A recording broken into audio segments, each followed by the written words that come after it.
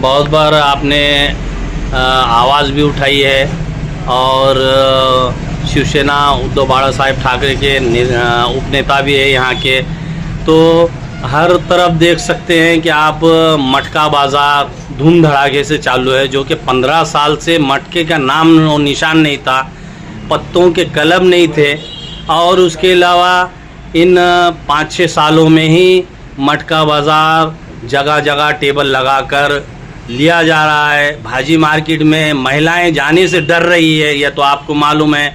आपने निवेदन दिए हैं रास्ता रोको के बारे में, तो जहाँ पर भी आप देख सकते हैं कि अवैध धंधे चालू है, चाहे गुटखा हो, चाहे मटका हो, पत्ते के कलब हो, ये सब हमारे किन्वट इस आदिवासी इलाके में जो कि गोर गरीब जनता को लूट रहे हैं, ये मटके वाले, कलब वाले, अवैध धंधे वाले और रेती के जो कारोबार करने वाले रेती चोर, तो इनके बारे में क्या कहना चाहते हैं आप? आपने निवेदन दिया है इसलिए पूछ रहा हूं मैं आपको।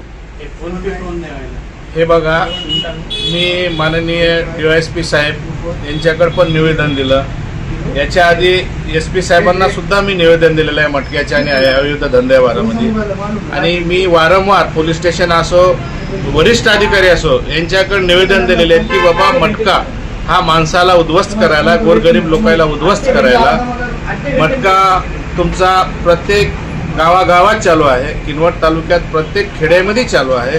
डोंगर तुमच्या बोदडी असू द्या, इस्लापूर असू द्या, शिवनी, अप्पारावपेठ, हे तिकडे आहे, मांडवी, सारखाने, हे खुलेआम मटके घ्यायला आहेत। रोज संध्याकाळी बाया मजुरी करून आणतात आणि त्यांचे नवरे त्यांच्यापासून पैसे घेऊन मटक्यावर लावतात आणि मटका हा कोणालाच लागत नाही। एक 100 आकडे आहेत, 100 आकड्यामधून फक्त एकच आकडा लावते, 99 आकडे जो कोणी चालवतो मटका तो घेतो।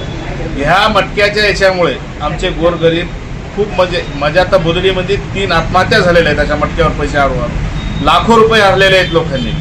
तर मी वारंवार केल्याच्या नंतर यांचा काय मला कोणाचा रिस्पॉन्स भेटला नाही आणि मी त्याच्यासाठी पुन्हा एक हे केलेलं आहे की 8 दिवसाच्या आत मटक्यावर, अवैध धंद्यावर जे कारवाई नाही करणार तर मी 100% जिजामाता चौक येथे 15 तारखेला रस्ता रोको करून शासनाचा निषेध करणार आहे।